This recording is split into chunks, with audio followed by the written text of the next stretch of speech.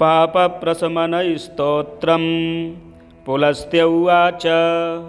नमस्तेऽस्तु जगन्नाथ देवदेव नमोऽस्तु ते। वासुदेव नमस्तेऽस्तु बहुरूप नमोऽस्तु ते।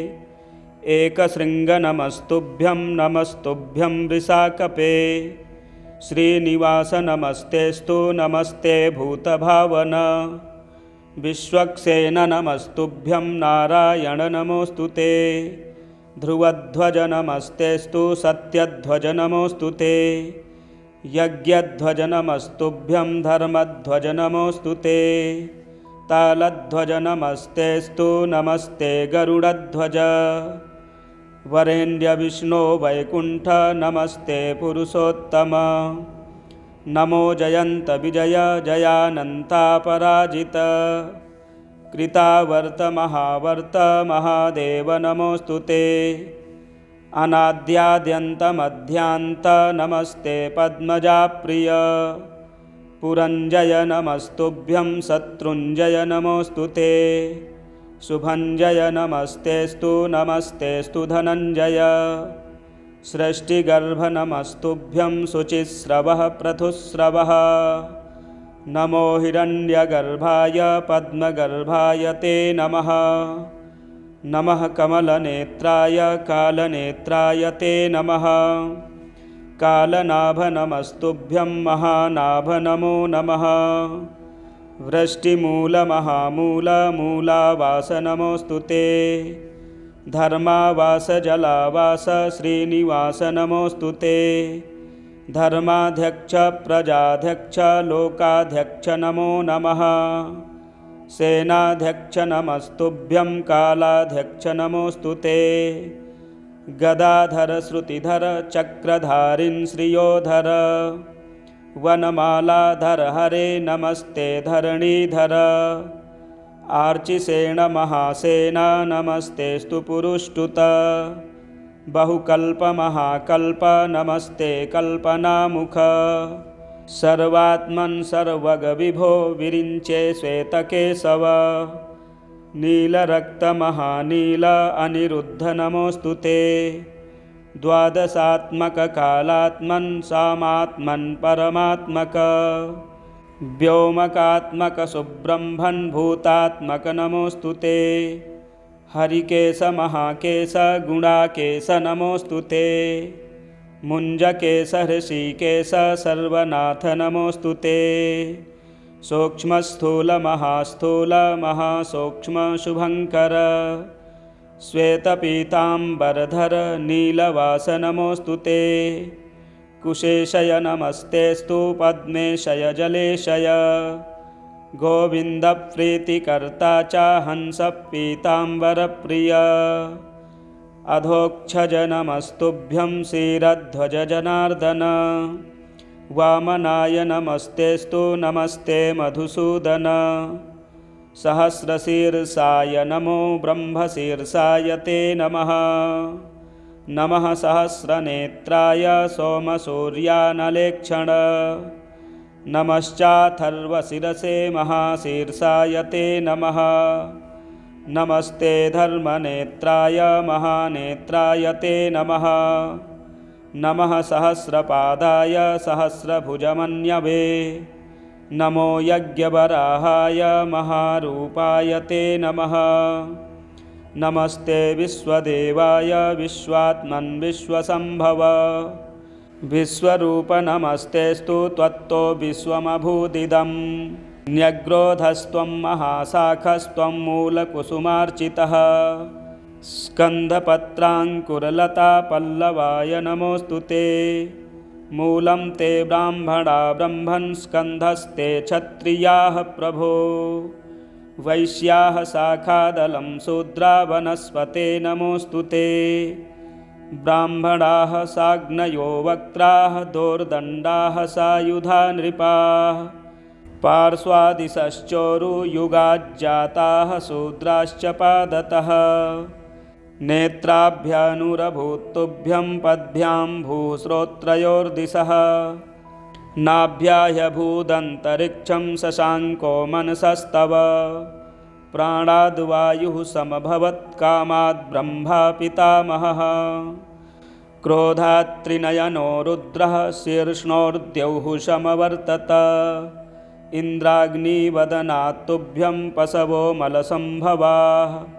ओषध्यो रोमसम्भूता विराजस्त्वं नमोऽस्तु ते। पुष्पहासनमस्तेस्तु महाहासनमोऽस्तु ते। ओङ्कारस्त्वं वषट्कारो वौषटत्वं च स्वधा सुधा। स्वाहाकार नमस्तुभ्यं हन्तकार नमोऽस्तु ते। सर्वाकार निराकार वेदाकार नमोऽस्तु ते। त्वं हि वेदमयो देवः सर्वदेवमयस्तथा। सर्वतीर्थमयश्चैव सर्वयज्ञमयस्तथा। नमस्ते यज्ञपुरुष यज्ञभागभुजे नमः। नमः सहस्रधाराय शतधाराय ते नमः। भूर्भुवः स्वः स्वरूपाय गोदायामृतदायिने। सुवर्णब्रह्मदात्रे च सर्वदात्रे च ते नमः। ब्रह्मेशाय नमस्तुभ्यं ब्रह्मादे ब्रह्मरूपधृक्। परब्रह्म नमस्तेस्तु शब्दब्रह्म नमोऽस्तु ते। विद्यास्त्वं वेद्यरूपस्त्वं वेदनीयस्त्वमेव च। बुद्धिस्त्वमपि बोध्यश्च बोधस्त्वं च नमोऽस्तु ते। होता होमश्च हव्यं च हूयमानश्च हव्यवाट्। पाता पोता च पूतश्च पावनीयश्च ॐ नमः। हन्ता च हन्यमानश्च ह्रियमाणस्त्वमेव च। हर्ता नेता च नीतिश्च पूज्यो अग्र्यो विश्वधार्यसि। सृक्स्रुवौ परधामासि कपालो लूखलोरणिः। यज्ञपात्रारणेयस्त्वम् एकधा बहुधा त्रिधा। यज्ञस्त्वं यजमानस्त्वम् ईड्यस्त्वमसि याजकः। ज्ञाता ज्ञेयस्तथा ज्ञानं ध्येयो ध्यातासि चेश्वरः।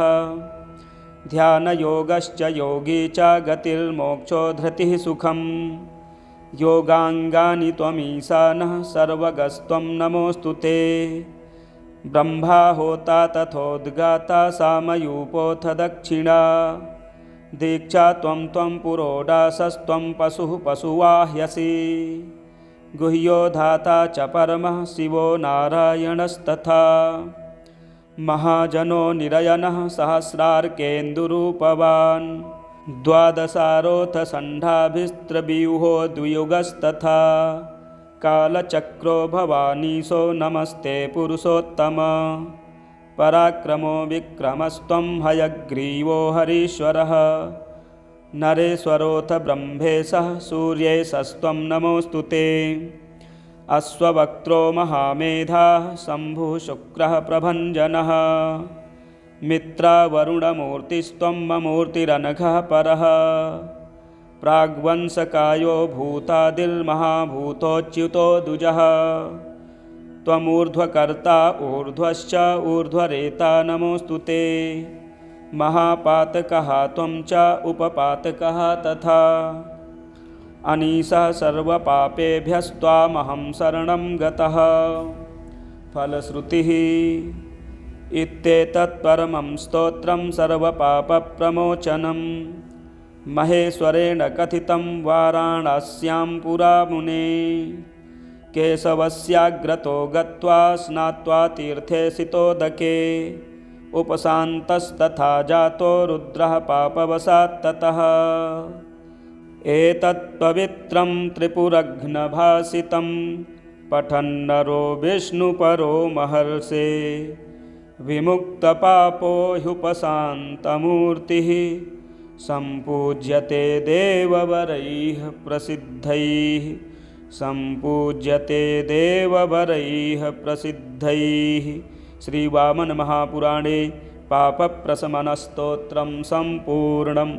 आज आमलकी एकादशी के दिन इस स्तोत्र को श्रवण करने से भगवान विष्णु जी की कृपा से सुख शांति समृद्धि और घर में धन की प्राप्ति होती है, व्यापार की वृद्धि होती है। आप पाठ श्रवण करें।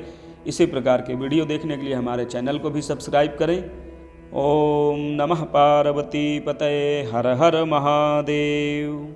श्रीलक्ष्मीनारायणकवचं श्रीगणेशाय नमः। श्रीभैरव उवाच अधुना देवी वक्ष्यामि लक्ष्मीनारायणस्य ते कवचं मन्त्रगर्भं च वज्रपञ्जरकाख्यया।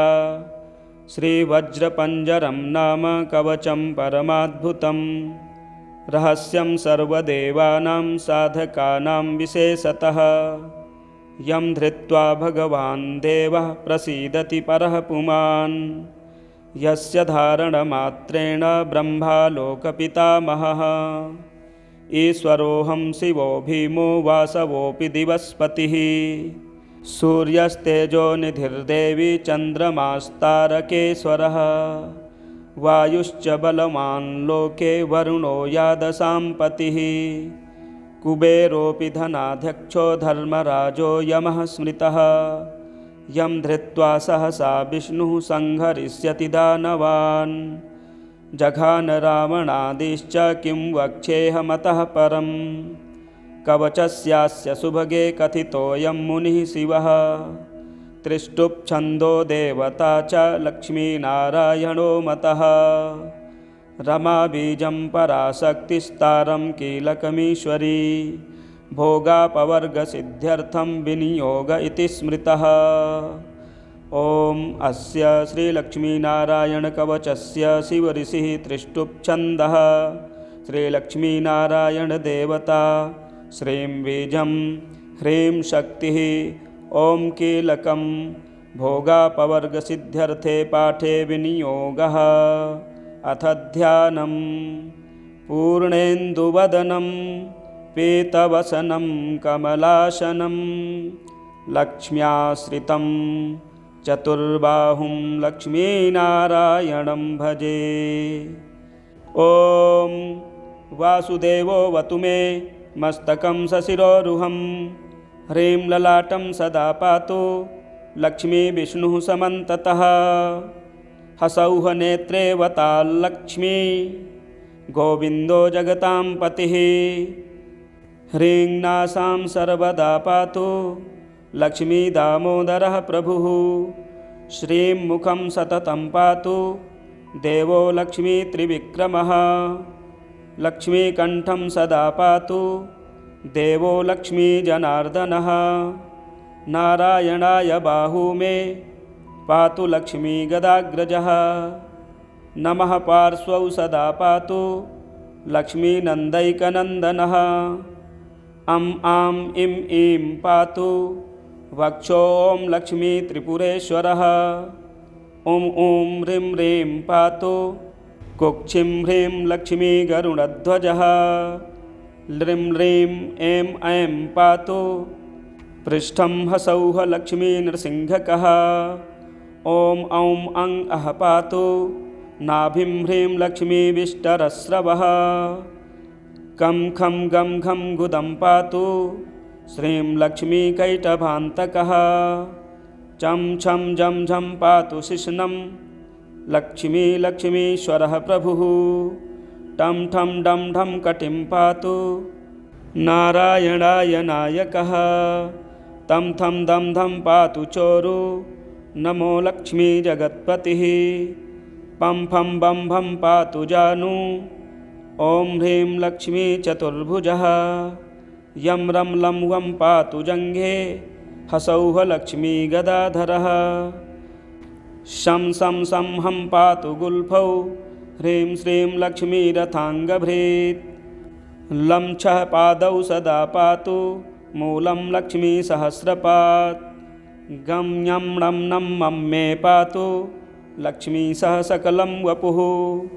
इन्द्रो मां पूर्वतः पातु वह्निर्वह्नौ सदावतु।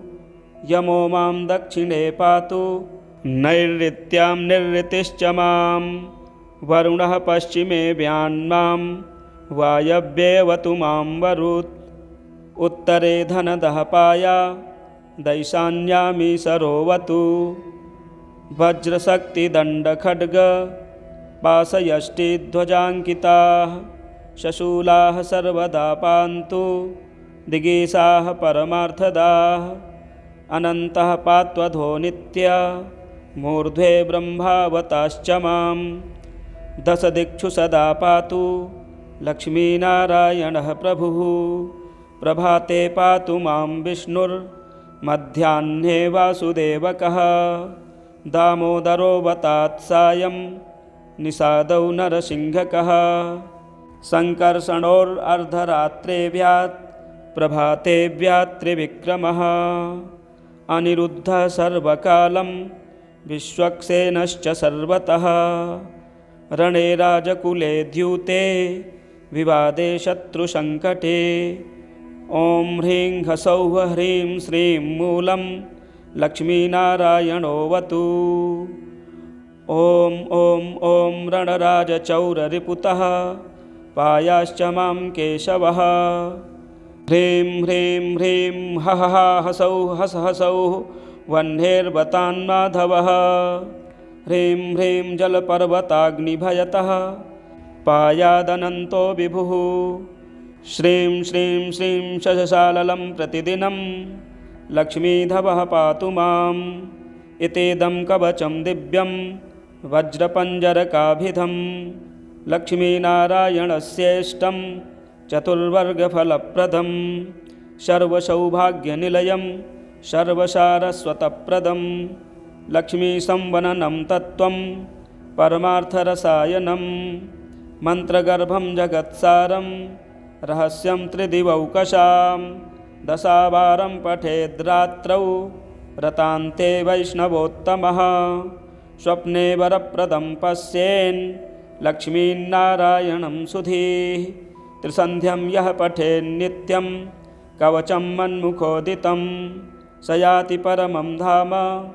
वैष्णवं वैष्णवेश्वरः महाचीनपदस्थोऽपि यः पठेदात्मचिन्तकः आनन्दपूरितस्तूर्णं लभेन्मोक्षं स साधकः गन्धाष्टकेन विलिखेद्द्रवौ भूर्जे जपन्मनुं पीतसूत्रेण संवेष्ट्य सौवर्णेनाथ वेष्टयेत् धारयेत् गुटिकां मूर्ध्नि लक्ष्मीनारायणं स्मरन् रणे रिपुन् विजित्यासु कल्याणी गृहमाविशेत् वन्ध्या वा काकवन्ध्या वा मृतवत्सा च याङ्गना सबध्नीयान् कण्ठदेशे लभेत् पुत्रांश्चिरायुषः गुरुपदे सतो धृत्वा गुरुं ध्यात्वा मनुं जपन् वर्णलक्षपुरश्चर्या फलमाप्नोति साधकः बहुनोक्तेन किं देवी कवचस्यास्य पार्वती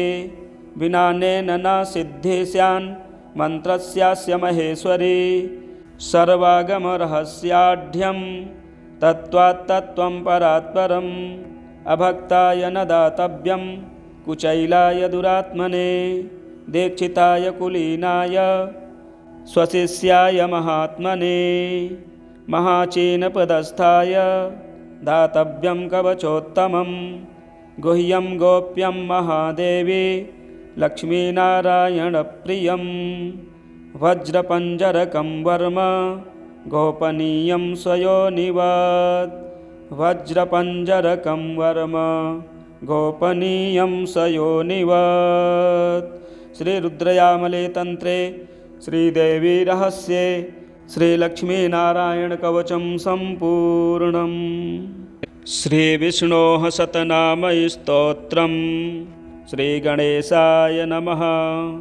नारद उवाच ॐ वासुदेवं हृषीकेशं वामनं जलशायिनं जनार्दनं हरिकृष्णं श्रीवक्षं गरुडध्वजं वाराहं पुण्डरीकाक्षं नृसिंहं नरकान्तकम् अव्यक्तं शाश्वतं विष्णुमनन्तमजमव्ययं नारायणं गदाध्यक्षं गोविन्दं कीर्तिभाजनं गोवर्धनोद्धरं देवं भूधरं भुवनेश्वरं वेत्तारं यज्ञपुरुषं यज्ञेशं यज्ञवाहकं चक्रपाणिं गदापाणिं शङ्खपाणिं नरोत्तमं वैकुण्ठं दुष्टदमनं भूगर्भं पीतवाससं त्रिविक्रमं त्रिकालज्ञं त्रिमूर्तिं नन्दिकेश्वरं रामं रामं हयग्रीवं भीमं रौद्रं भवोद्भवं श्रीपतिं श्रीधरं श्रीशं मङ्गलं मङ्गलायुधं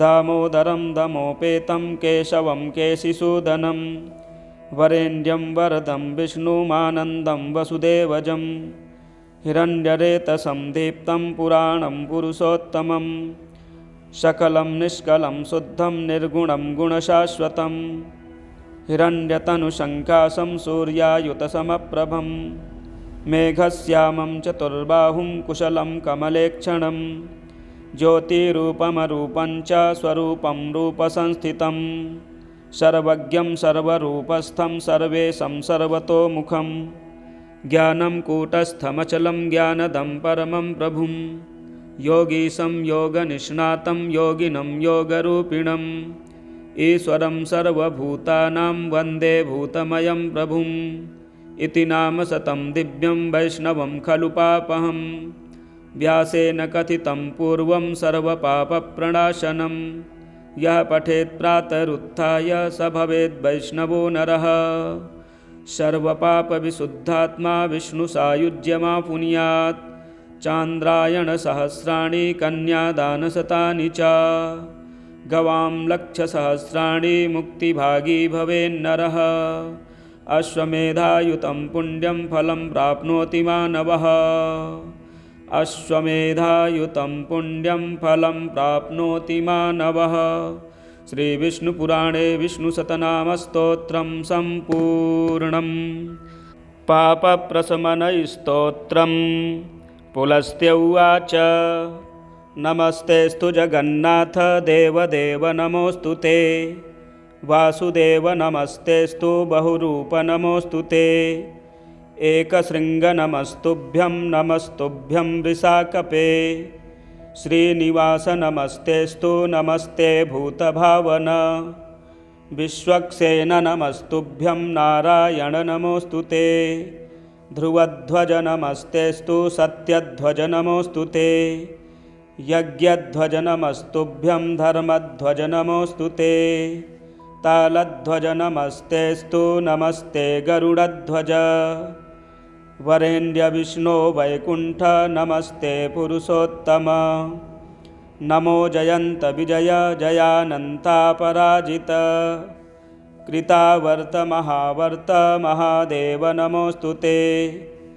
अनाद्याद्यन्तमध्यान्त नमस्ते पद्मजाप्रिय पुरञ्जय नमस्तुभ्यं शत्रुञ्जय नमोऽस्तु ते शुभञ्जय नमस्तेऽस्तु नमस्तेऽस्तु धनञ्जय सृष्टिगर्भ नमस्तुभ्यं शुचिस्रवः पृथुस्रवः नमो हिरण्यगर्भाय पद्मगर्भाय ते नमः नमः कमलनेत्राय कालनेत्राय ते नमः कालनाभ नमस्तुभ्यं महानाभ नमो नमः वृष्टिमूल महामूल मूलावास नमोऽस्तु ते धर्मावास जलावास श्रीनिवास नमोऽस्तु ते धर्माध्यक्ष प्रजाध्यक्ष लोकाध्यक्ष नमो नमः सेनाध्यक्ष नमस्तुभ्यं कालाध्यक्ष नमोऽस्तु ते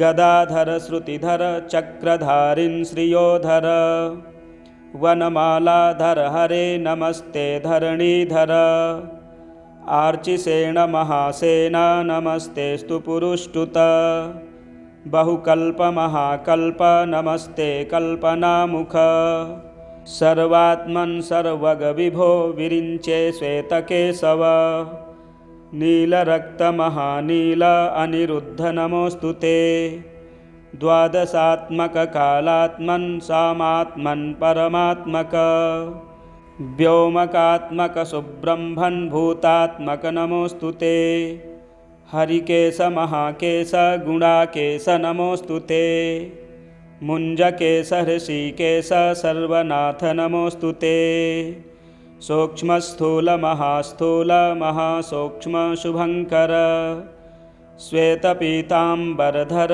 नीलवास नमोऽस्तु ते कुशेशय नमस्तेऽस्तु पद्मेशय जलेशय गोविन्दप्रीतिकर्ता च हंसपीताम्बरप्रिय अधोक्षज नमस्तुभ्यं श्रीरध्वज जनार्दन वामनाय नमस्तेस्तु नमस्ते मधुसूदन सहस्रशीर्षाय नमो ब्रह्मशीर्षाय ते नमः नमः सहस्रनेत्राय सोमसूर्यानलेक्षण नमश्चाथर्वशिरसे महाशीर्षाय ते नमः नमस्ते धर्मनेत्राय महानेत्राय ते नमः नमः सहस्रपादाय सहस्रभुजमन्यवे नमो यज्ञवराहाय महारूपाय ते नमः नमस्ते विश्वदेवाय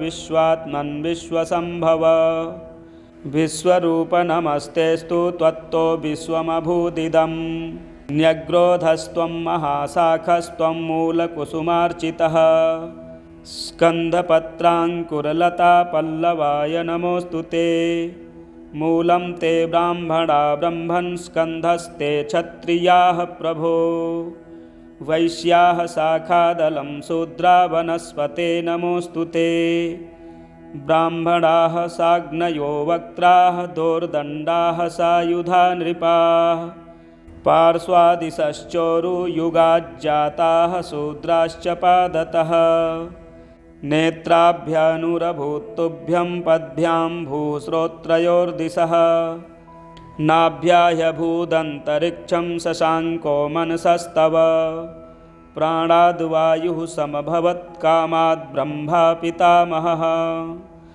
क्रोधात् त्रिनयनो रुद्रः शीर्ष्णोर्द्यौः समवर्तत इन्द्राग्निवदनात् तुभ्यं पशवो मलसम्भवाः ओषध्यो रोमसम्भूता विराजस्त्वं नमोऽस्तु ते पुष्पहासनमस्तेस्तु महाहासनमोऽस्तु ते ओङ्कारस्त्वं वषट्कारो वौषटत्वं च स्वधा सुधा स्वाहाकार नमस्तुभ्यं हन्तकार नमोऽस्तु ते सर्वाकार निराकार वेदाकार नमोऽस्तु ते त्वं हि वेदमयो देवः सर्वदेवमयस्तथा सर्वतीर्थमयश्चैव सर्वयज्ञमयस्तथा नमस्ते यज्ञपुरुष यज्ञभागभुजे नमः नमः सहस्रधाराय शतधाराय ते नमः भूर्भुवः स्वः स्वरूपाय गोदायामृतदायिने सुवर्णब्रह्मदात्रे च सर्वदात्रे च ते नमः ब्रह्मेशाय नमस्तुभ्यं ब्रह्मादे ब्रह्मरूपधृक् परब्रह्म नमस्तेस्तु शब्दब्रह्म नमोऽस्तु ते विद्यास्त्वं वेद्यरूपस्त्वं वेदनीयस्त्वमेव च बुद्धिस्त्वमपि बोध्यश्च बोधस्त्वं च नमोऽस्तु ते होता होमश्च हव्यं च हूयमानश्च हव्यवाट् पाता पोता च पूतश्च पावनीयश्च ॐ नमः हन्ता च हन्यमानश्च ह्रियमाणस्त्वमेव च हर्ता नेता च नीतिश्च पूज्यो अग्र्यो विश्वधार्यसि सृक्सृवौ परधामासि कपालो लूखलोरणिः यज्ञपात्रारणेयस्त्वम् एकधा बहुधा त्रिधा यज्ञस्त्वं यजमानस्त्वम् ईड्यस्त्वमसि याजकः ज्ञाता ज्ञेयस्तथा ज्ञानं ध्येयो ध्यातासि चेश्वरः ध्यानयोगश्च योगी च गतिर्मोक्षो धृतिः सुखम् योगाङ्गानि त्वमीशानः सर्वगस्त्वं नमोऽस्तु ते ब्रह्मा होता तथोद्गाता सामयूपोऽथ दक्षिणा दीक्षा त्वं त्वं पुरोडासस्त्वं पशुः पशुवाह्यसि गुह्यो धाता च परमः शिवो नारायणस्तथा महाजनो निरयनः सहस्रार्केन्दुरूपवान् द्वादशारोऽथ षण्ढाभिस्त्रव्यूहो द्वियुगस्तथा कालचक्रो भवानीशो नमस्ते पुरुषोत्तम पराक्रमो विक्रमस्त्वं हयग्रीवो हरीश्वरः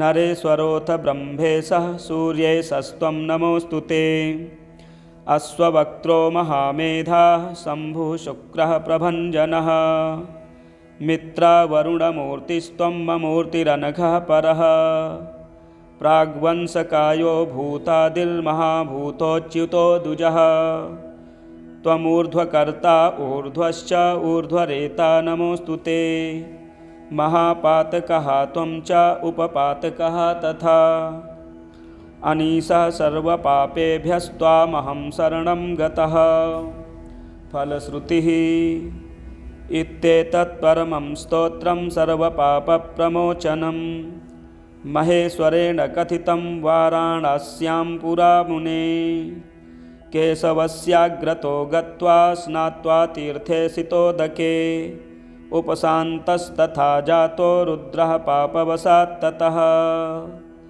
एतत् पवित्रं त्रिपुरघ्नभासितं पठन्नरो विष्णुपरो महर्षे विमुक्तपापो ह्युपशान्तमूर्तिः सम्पूज्यते देववरैः प्रसिद्धैः सम्पूज्यते देववरैः प्रसिद्धैः। श्री वामन महापुराणे पापप्रशमनस्तोत्रम संपूर्णम। आज आमलकी एकादशी के दिन इस स्तोत्र को श्रवण करने से भगवान विष्णु जी की कृपा से सुख शांति समृद्धि और घर में धन की प्राप्ति होती है, व्यापार की वृद्धि होती है। आप पाठ श्रवण करें। इसी प्रकार के वीडियो देखने के लिए हमारे चैनल को भी सब्सक्राइब करें। ओम नमः पार्वती पतये हर हर महादेव। श्री लक्ष्मी नारायण कवचम श्री गणेशाय नमः। श्री भैरव उवाच अधुना देवी वक्ष्यामि लक्ष्मी नारायणस्य ते कवचं मन्त्रगर्भं च वज्रपञ्जरकाख्यया।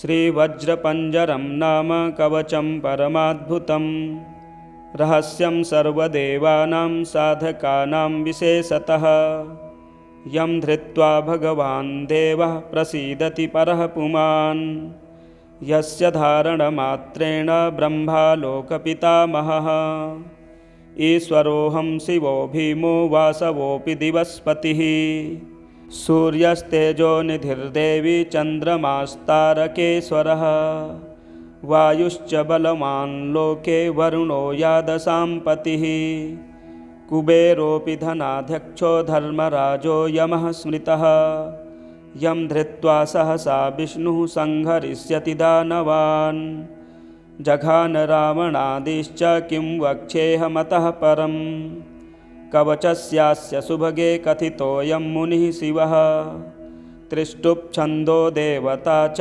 लक्ष्मीनारायणो मतः रमा बीजं पराशक्तिस्तारं कीलकमीश्वरी भोगापवर्गसिद्ध्यर्थं विनियोग इति स्मृतः। ओम अस्य श्रीलक्ष्मीनारायणकवचस्य शिवऋषिः त्रिष्टुप्छन्दः श्रीलक्ष्मीनारायणदेवता श्रीं बीजं ह्रीं शक्तिः ओं कीलकं भोगापवर्गसिद्ध्यर्थे पाठे विनियोगः। अथ ध्यानं पूर्णेन्दुवदनं पीतवसनं कमलासनं लक्ष्म्याश्रितं चतुर्बाहुं लक्ष्मीनारायणं भजे। ॐ वासुदेवोऽवतु मे मस्तकं सशिरोरुहं ह्रीं ललाटं सदा पातु लक्ष्मीविष्णुः समन्ततः हसौः नेत्रे वताल्लक्ष्मी गोविन्दो जगतां पतिः ह्रीं नासां सर्वदा पातु लक्ष्मी दामोदरः प्रभुः श्रीं मुखं सततं पातु देवो लक्ष्मी त्रिविक्रमः लक्ष्मीकण्ठं सदा पातु देवो लक्ष्मी जनार्दनः नारायणाय बाहू मे पातु लक्ष्मी गदाग्रजः नमः पार्श्वौ सदा पातु लक्ष्मीनन्दैकनन्दनः अं आं इं ईं पातु वक्षों लक्ष्मी त्रिपुरेश्वरः ॐ ॐ ह्रीं ह्रीं पातु कुक्षिं ह्रीं लक्ष्मी गरुडध्वजः ल्रीं ह्रीं ऐं ऐं पातु पृष्ठं हसौः लक्ष्मी नृसिंहकः। ॐ औं अं अः पातु नाभिं ह्रीं लक्ष्मीविष्टरस्रवः। कं खं गं घं गुदं पातु श्रीं लक्ष्मीकैटभान्तकः। चं छं जं झं पातु शिश्नं लक्ष्मी लक्ष्मीश्वरः प्रभुः। टं ठं डं ढं कटिं पातु नारायणाय नायकः। तं थं दं धं पातु चोरु नमो लक्ष्मी जगत्पतिः। पं फं बं भं पातु जानु ॐ ह्रीं लक्ष्मी चतुर्भुजः। यं रं लं वं पातु जङ्घे हसौः लक्ष्मी गदाधरः। शं सं सं हं पातु गुल्फौ ह्रीं श्रीं लक्ष्मीरथाङ्गभृत्। लं छः पादौ सदा पातु मूलं लक्ष्मीसहस्रपात्। गं ञं णं नं मं मे पातु लक्ष्मी सह सकलं वपुः। इन्द्रो मां पूर्वतः पातु वह्निर्वह्नौ सदावतु। यमो मां दक्षिणे पातु नैऋत्यां निरृतिश्च मां। वरुणः पश्चिमे व्यान्मां वायव्येऽवतु मां वरुत्। उत्तरे धनदः पाया दैशान्यामी सरोवतु। वज्रशक्तिदण्डखड्ग पाशयष्टिध्वजाङ्किताः शशूलाः सर्वदा पान्तु दिगीशाः परमार्थदाः। अनन्तः पात्वधो नित्य मूर्ध्वे ब्रह्मावताश्च मां। दशदिक्षु सदा पातु लक्ष्मीनारायणः प्रभुः। प्रभाते पातु मां विष्णुर्मध्याह्ने वासुदेवकः। दामोदरोऽवतात् सायं निषादौ नरसिंहकः। सङ्कर्षणोर्धरात्रेभ्यात् प्रभातेभ्यात् त्रिविक्रमः। अनिरुद्धः सर्वकालं विश्वक्सेनश्च सर्वतः। रणे राजकुले द्यूते विवादे शत्रुसङ्कटे। ॐ ह्रीं ह्सौः ह्रीं श्रीं मूलं लक्ष्मीनारायणोऽवतु। ॐ ॐ ॐ रणराजचौररिपुतः पायाश्च मां केशवः। ह्रीं ह्रीं ह्रीं हः हसौः हस हसौः वह्नेर्वतान्माधवः। ह्रीं ह्रीं जलपर्वताग्निभयतः पायादनन्तो विभुः। श्रीं श्रीं श्रीं शशशाललं प्रतिदिनं लक्ष्मीधवः पातु माम्। इतेदं कवचं दिव्यं वज्रपञ्जरकाभिधं लक्ष्मीनारायणस्येष्टं चतुर्वर्गफलप्रदं। सर्वसौभाग्यनिलयं सर्वसारस्वतप्रदं। लक्ष्मीसंवननं तत्त्वं परमार्थरसायनं। मन्त्रगर्भं जगत्सारं रहस्यं त्रिदिवौकशां। दशावारं पठेद्रात्रौ रतान्ते वैष्णवोत्तमः। स्वप्ने वरप्रदं पश्येन् लक्ष्मीनारायणं सुधीः। त्रिसन्ध्यं यः पठेन्नित्यं कवचं मन्मुखोदितं स याति परमं धाम वैष्णवं वैष्णवेश्वरः। महाचीनपदस्थोऽपि यः पठेदात्मचिन्तकः आनन्दपूरितस्तूर्णं लभेद्मोक्षं स साधकः। गन्धाष्टकेन विलिखेद्द्रवौ भूर्जे जपन्मनुं पीतसूत्रेण संवेष्ट्य सौवर्णेनाथ वेष्टयेत्। धारयेद्गुटिकां मूर्ध्नि लक्ष्मीनारायणं स्मरन् रणे रिपुन् विजित्यासु कल्याणी गृहमाविशेत्। वन्ध्या वा काकवन्ध्या वा मृतवत्सा च याङ्गना सबध्नीयान् कण्ठदेशे लभेत् पुत्रांश्चिरायुषः। गुरुपदे सतो धृत्वा गुरुं ध्यात्वा मनुं जपन् वर्णलक्षपुरश्चर्या फलमाप्नोति साधकः। बहुनोक्तेन किं देवी कवचस्यास्य पार्वती विनानेन न सिद्धि स्यान् मन्त्रस्यास्य महेश्वरी। सर्वागमरहस्याढ्यं तत्त्वात् तत्त्वं परात्परं अभक्ताय न दातव्यं कुचैलाय दुरात्मने दीक्षिताय कुलीनाय स्वशिष्याय महात्मने महाचीनपदस्थाय दातव्यं कवचोत्तमं गुह्यं गोप्यं महादेवी लक्ष्मीनारायणप्रियं वज्रपञ्जरकं वर्म गोपनीयं स्वयोनिवत् वज्रपञ्जरकं वर्म गोपनीयं स्वयोनिवत्। श्रीरुद्रयामले तन्त्रे श्रीदेवी रहस्ये श्रीलक्ष्मीनारायणकवचं सम्पूर्णम्। श्रीविष्णोः शतनामस्तोत्रम्। श्रीगणेशाय नमः।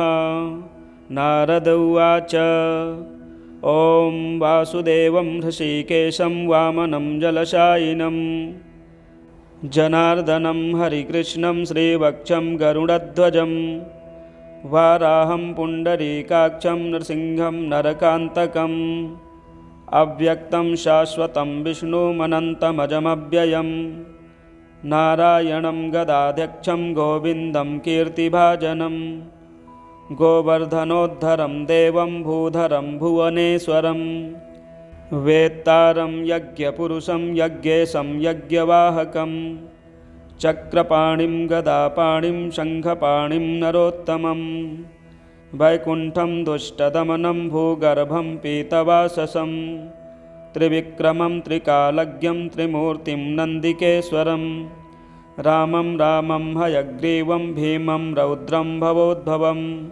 श्रीपतिं श्रीधरं श्रीशं मङ्गलं मङ्गलायुधं दामोदरं दमोपेतं केशवं केशिसूदनं वरेण्यं वरदं विष्णुमानन्दं वसुदेवजं हिरण्यरेतसं दीप्तं पुराणं पुरुषोत्तमं सकलं निष्कलं शुद्धं निर्गुणं गुणशाश्वतं हिरण्यतनुशङ्कासं सूर्यायुतसमप्रभं मेघश्यामं चतुर्बाहुं कुशलं कमलेक्षणं ज्योतिरूपमरूपं च स्वरूपं रूपसंस्थितं सर्वज्ञं सर्वरूपस्थं सर्वेशं सर्वतोमुखं ज्ञानं कूटस्थमचलं ज्ञानदं परमं प्रभुं योगीशं योगनिष्णातं योगिनं योगरूपिणम् ईश्वरं सर्वभूतानां वन्दे भूतमयं प्रभुम् इति नाम शतं दिव्यं वैष्णवं खलु पापहं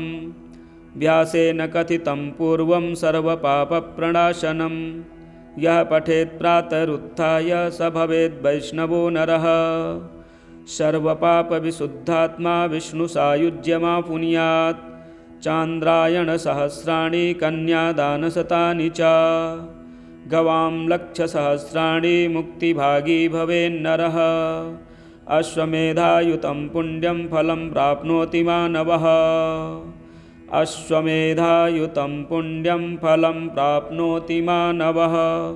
श्रीविष्णुपुराणे विष्णुशतनामस्तोत्रं सम्पूर्णम्। पापप्रशमनस्तोत्रं।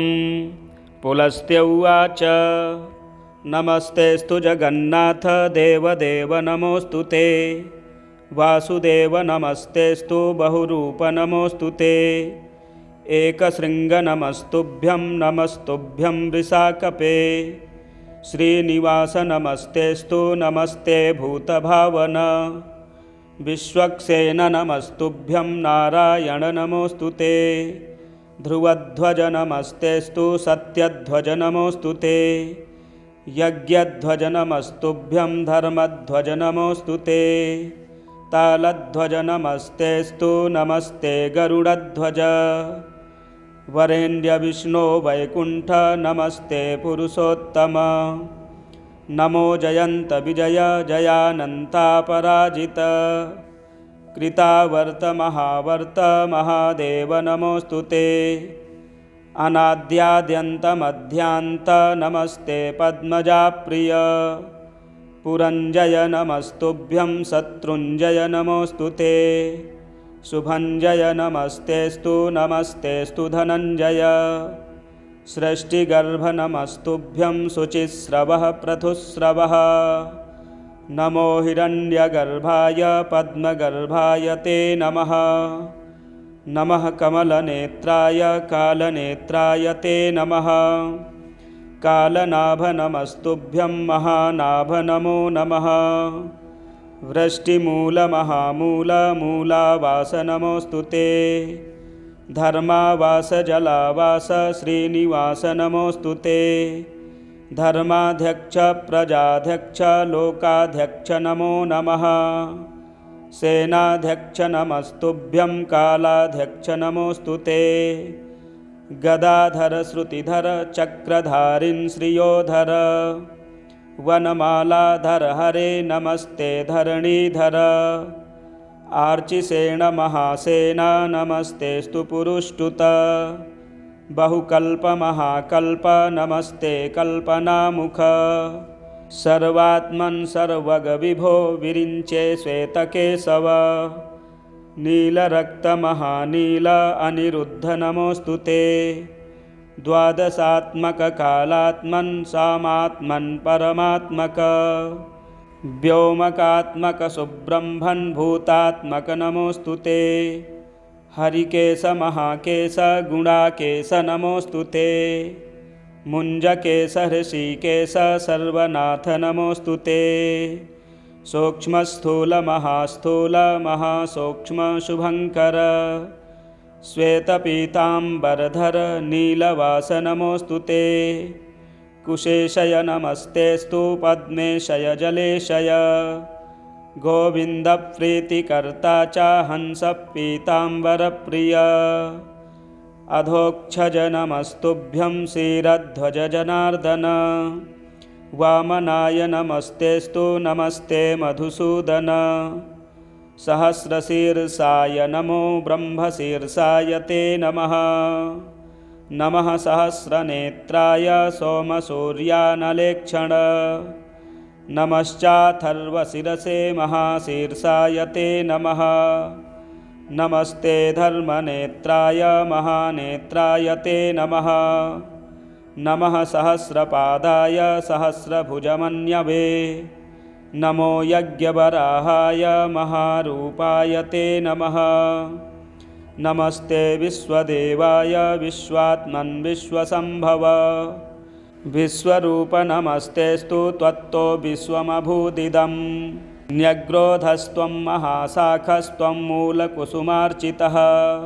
स्कन्धपत्राङ्कुरलता पल्लवाय नमोऽस्तु ते। मूलं ते ब्राह्मणा ब्रह्मन् स्कन्धस्ते क्षत्रियाः प्रभो। वैश्याः शाखादलं शूद्रा वनस्पते नमोऽस्तु ते। ब्राह्मणाः साग्नयो वक्त्राः दोर्दण्डाः सायुधा नृपाः। पार्श्वादिशश्चोरुयुगाज्जाताः शूद्राश्च पादतः। नेत्राभ्यानुरभूतुभ्यं पद्भ्यां भूश्रोत्रयोर्दिशः। नाभ्याह्यभूदन्तरिक्षं शशाङ्को मनसस्तव।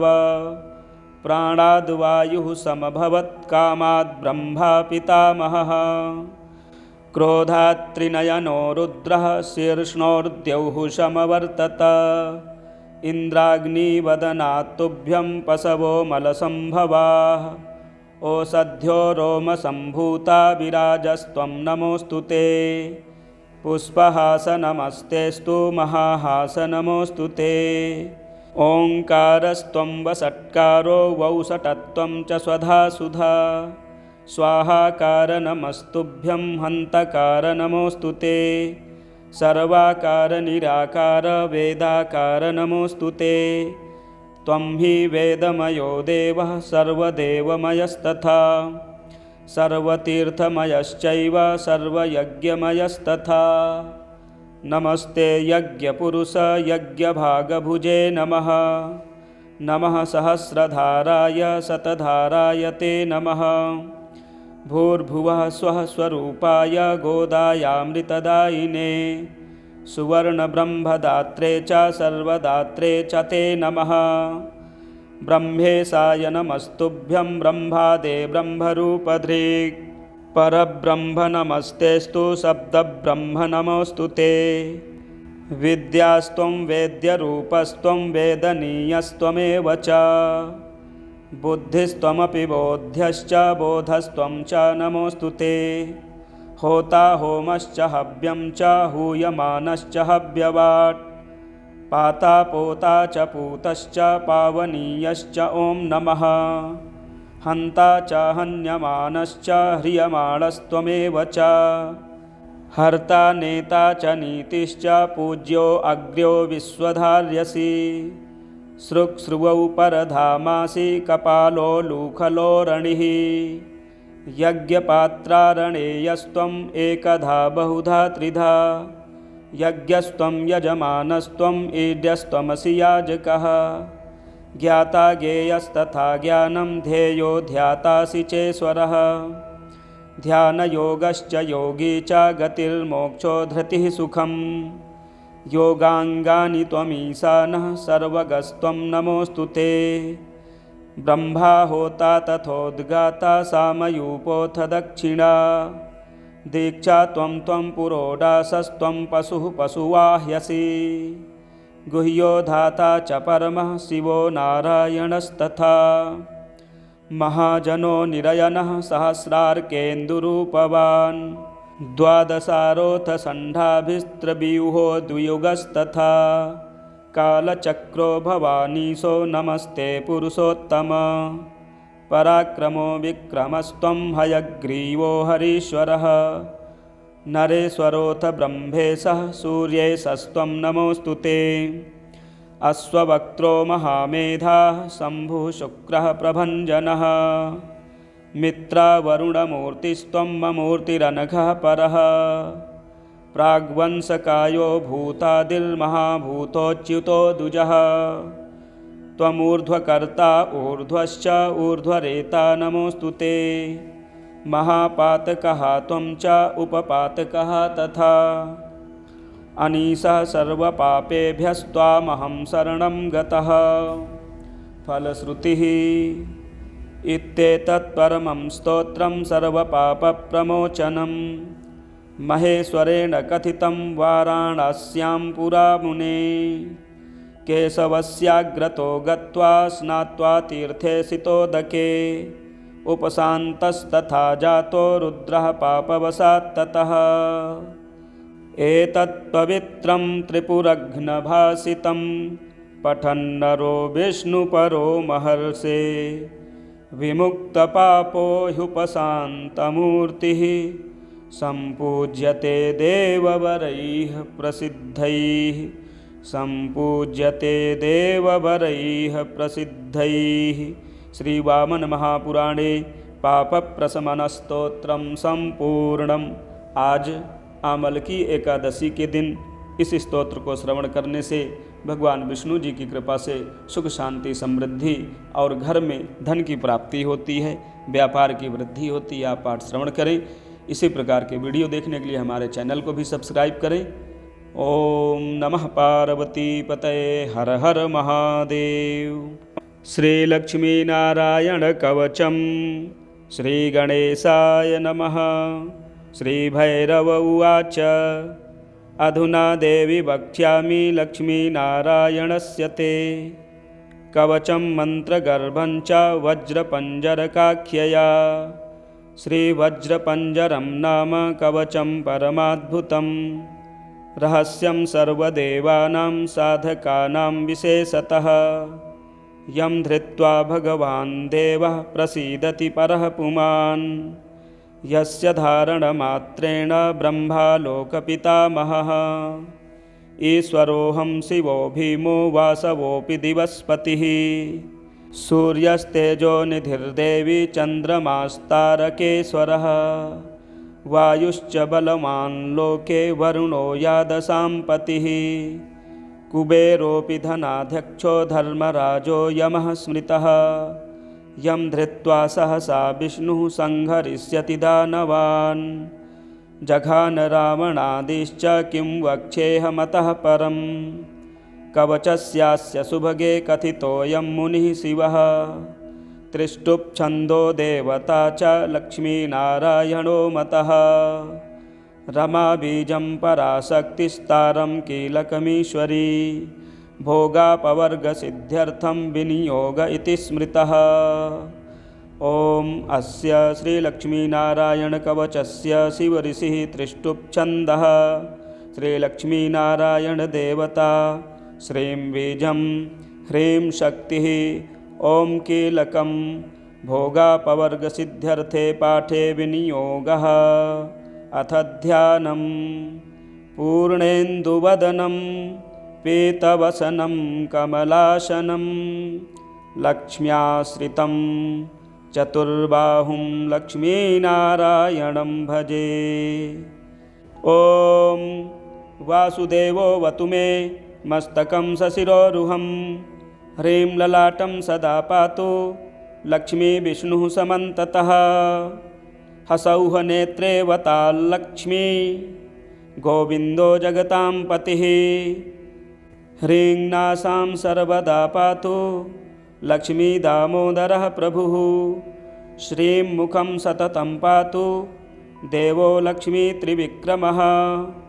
लक्ष्मीकण्ठं सदा पातु देवो लक्ष्मीजनार्दनः। नारायणाय बाहू मे पातु लक्ष्मीगदाग्रजः। नमः पार्श्वौ सदा पातु लक्ष्मीनन्दैकनन्दनः। अं आं इं ईं पातु वक्षो ॐ लक्ष्मीत्रिपुरेश्वरः। ॐ ॐ ह्रीं ह्रीं पातु कुक्षिं ह्रीं लक्ष्मीगरुडध्वजः। ह्रीं ह्रीं ऐं ऐं पातु पृष्ठं हसौः लक्ष्मीनृसिंहकः। ॐ औं अं अः पातु नाभिं ह्रीं लक्ष्मीविष्टरस्रवः। कं खं गं घं गुदं पातु श्रीं लक्ष्मीकैटभान्तकः। चं छं जं झं पातु शिश्नं लक्ष्मीश्वरः प्रभुः। टं ठं डं ढं कटिं पातु नारायणाय नायकः। तं थं दं धं पातु चोरु नमो लक्ष्मीजगत्पतिः। पं फं बं भं पातु जानु ॐ ह्रीं लक्ष्मीचतुर्भुजः। यं रं लं वं पातु जङ्घे हसौः लक्ष्मीगदाधरः। शं सं सं हं पातु गुल्फौ ह्रीं श्रीं लक्ष्मीरथाङ्गभृत्। लं छः पादौ सदा पातु मूलं लक्ष्मीसहस्रपात्। गं ञं णं नं मं मे पातु लक्ष्मीसह सकलं वपुः। इन्द्रो मां पूर्वतः पातु वह्निर्वह्नौ सदावतु। यमो मां दक्षिणे पातु नैऋत्यां निरृतिश्च मां। वरुणः पश्चिमे व्यान्मां वायव्येवतु मां वरुत्। उत्तरे धनदः पाया दैशान्यामीशरोवतु। वज्रशक्तिदण्डखड्ग पाशयष्टिध्वजाङ्किताः शशूलाः सर्वदा पान्तु दिगीशाः परमार्थदाः। अनन्तः पात्वधो नित्य मूर्ध्वे ब्रह्मावताश्च मां। दशदिक्षु सदा पातु लक्ष्मीनारायणः प्रभुः। प्रभाते पातु मां विष्णुर्मध्याह्ने वासुदेवकः। दामोदरोऽवतात् सायं निषादौ नरसिंहकः। सङ्कर्षणोर्धरात्रेभ्यात् प्रभातेभ्यात् त्रिविक्रमः। अनिरुद्धः सर्वकालं विश्वक्सेनश्च सर्वतः। रणे राजकुले द्यूते विवादे शत्रुसङ्कटे। ॐ ह्रीं ह्सौः ह्रीं श्रीं मूलं लक्ष्मीनारायणोऽवतु। ॐ ॐ ॐ रणराजचौररिपुतः पायाश्च मां केशवः। ह्रीं ह्रीं ह्रीं हः हसौः हस हसौः वह्नेर्वतान्माधवः। ह्रीं ह्रीं जलपर्वताग्निभयतः पायादनन्तो विभुः। श्रीं श्रीं श्रीं शशशाललं प्रतिदिनं लक्ष्मीधवः पातु माम्। इतीदं कवचं दिव्यं वज्रपञ्जरकाभिधं लक्ष्मीनारायणस्येष्टं चतुर्वर्गफलप्रदं। सर्वसौभाग्यनिलयं सर्वसारस्वतप्रदं लक्ष्मीसंवननं तत्त्वं परमार्थरसायनं मन्त्रगर्भं जगत्सारं रहस्यं त्रिदिवौकशां दशावारं पठेद्रात्रौ व्रतान्ते वैष्णवोत्तमः स्वप्ने वरप्रदं पश्येन् लक्ष्मीनारायणं सुधीः त्रिसन्ध्यं यः पठेन्नित्यं कवचं मन्मुखोदितं स याति परमं धाम वैष्णवं वैष्णवेश्वरः महाचीनपदस्थोऽपि यः पठेदात्मचिन्तकः आनन्दपूरितस्तूर्णं लभेद्मोक्षं स साधकः गन्धाष्टकेन विलिखेद्द्रवौ भूर्जे जपन्मनुं पीतसूत्रेण संवेष्ट्य सौवर्णेनाथ वेष्टयेत् धारयेद्गुटिकां मूर्ध्नि लक्ष्मीनारायणं स्मरन् रणे रिपुन् विजित्यासु कल्याणी गृहमाविशेत् वन्ध्या वा काकवन्ध्या वा मृतवत्सा च याङ्गना सबध्नीयान् कण्ठदेशे लभेत् पुत्रांश्चिरायुषः गुरुपदे सतो धृत्वा गुरुं ध्यात्वा मनुं जपन् वर्णलक्षपुरश्चर्या फलमाप्नोति साधकः बहुनोक्तेन किं देवी कवचस्यास्य पार्वती विनानेन न सिद्धि स्यान् मन्त्रस्यास्य महेश्वरी सर्वागमरहस्याढ्यं तत्त्वात्तत्त्वं परात्परम् अभक्ताय न दातव्यं कुचैलाय दुरात्मने दीक्षिताय कुलीनाय स्वशिष्याय महात्मने महाचीनपदस्थाय दातव्यं कवचोत्तमं गुह्यं गोप्यं महादेवी लक्ष्मीनारायणप्रियं वज्रपञ्जरकं वर्म गोपनीयं स्वयोनिवत् वज्रपञ्जरकं वर्म गोपनीयं स्वयोनिवत्। श्रीरुद्रयामले तन्त्रे श्रीदेवी रहस्ये श्रीलक्ष्मीनारायणकवचं सम्पूर्णम्।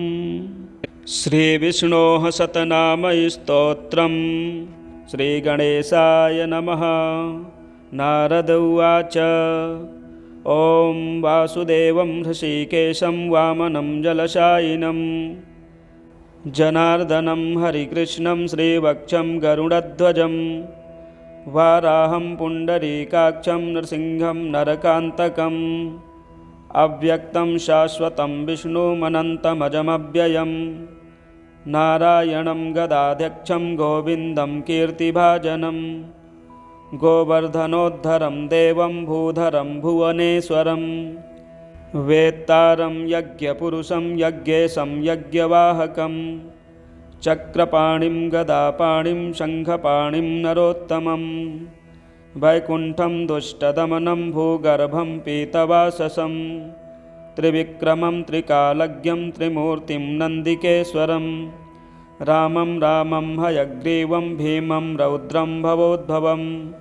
श्रीपतिं श्रीधरं श्रीशं मङ्गलं मङ्गलायुधं दामोदरं दमोपेतं केशवं केशिसूदनं वरेण्यं वरदं विष्णुमानन्दं वसुदेवजं हिरण्यरेतसं दीप्तं पुराणं पुरुषोत्तमं सकलं निष्कलं शुद्धं निर्गुणं गुणशाश्वतं हिरण्यतनुशङ्कासं सूर्यायुतसमप्रभं मेघश्यामं चतुर्बाहुं कुशलं कमलेक्षणं ज्योतिरूपमरूपं च स्वरूपं रूपसंस्थितं सर्वज्ञं सर्वरूपस्थं सर्वेशं सर्वतोमुखं ज्ञानं कूटस्थमचलं ज्ञानदं परमं प्रभुं योगीशं योगनिष्णातं योगिनं योगरूपिणम् ईश्वरं सर्वभूतानां वन्दे भूतमयं प्रभुम् इति नाम शतं दिव्यं वैष्णवं खलु पापहं व्यासेन कथितं पूर्वं सर्वपापप्रणाशनं यः पठेत् प्रातरुत्थाय स भवेद् वैष्णवो नरः सर्वपापविशुद्धात्मा विष्णुसायुज्यमापुनुयात् चान्द्रायणसहस्राणि कन्यादानशतानि च गवां लक्षसहस्राणि मुक्तिभागी भवेन्नरः अश्वमेधायुतं पुण्यं फलं प्राप्नोति मानवः। अश्वमेधायुतं पुण्यं फलं प्राप्नोति मानवः। श्रीविष्णुपुराणे विष्णुशतनामस्तोत्रं सम्पूर्णम्।